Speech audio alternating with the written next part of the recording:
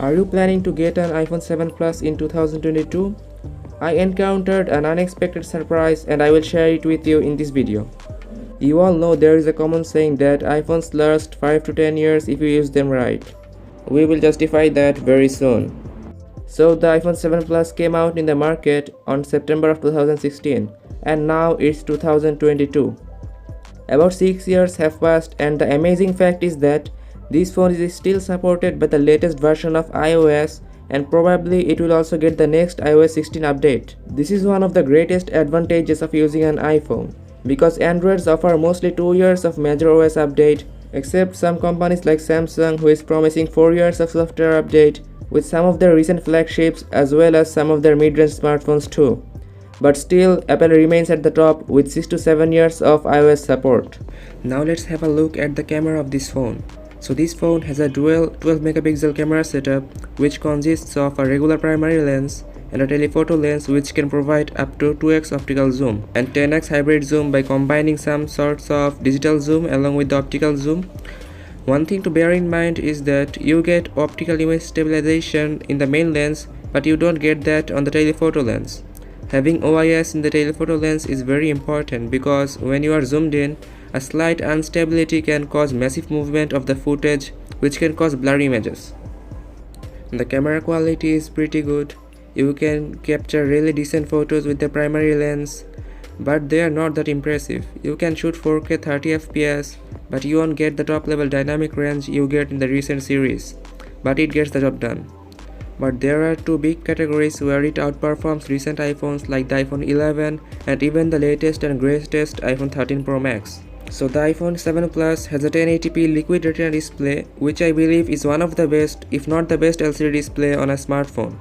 The fun fact is that you get a 828p panel on the iPhone 11 and the iPhone XR which costs more than twice the cost of a 128GB iPhone 7 Plus. So this phone, despite being cheaper, has a sharper and higher resolution display. And the second fact is that the iPhone 7 Plus has Touch ID which is more convenient and faster than the Face ID found in the iPhone 13 Pro Max.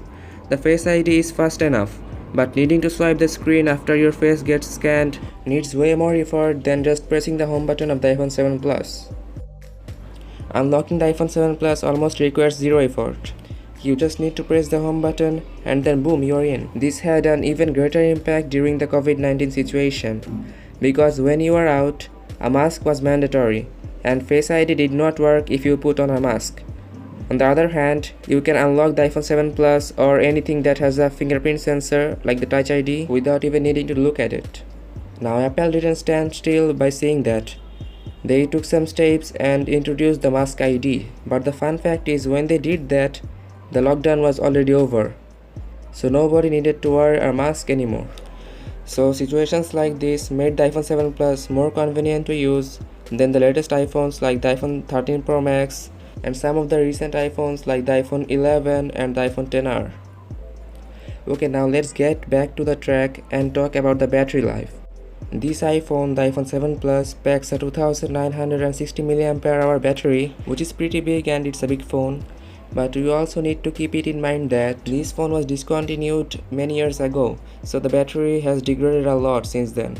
And one big problem you are gonna face if you buy the iPhone 7 Plus is that this phone does not have any fast charging support, and it takes around 3 hours for this phone to charge from 0% to 100%. So this phone definitely falls behind in this category. Okay, now the final part of this device which I am going to talk about is the performance. The performance in this device is pretty solid.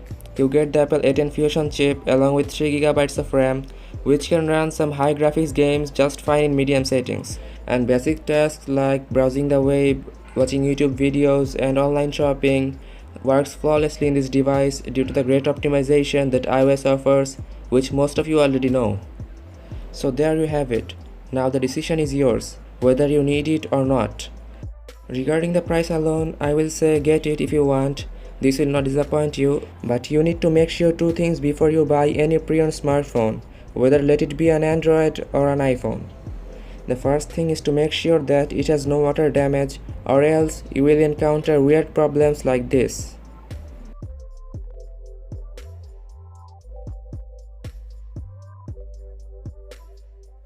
And the second point is that make sure that there is no microsoldering done to the logic board, because microsoldering brings tons of instability, including overheating, battery draining, low network reception, and a lot more. So thanks for watching. See you in the next one.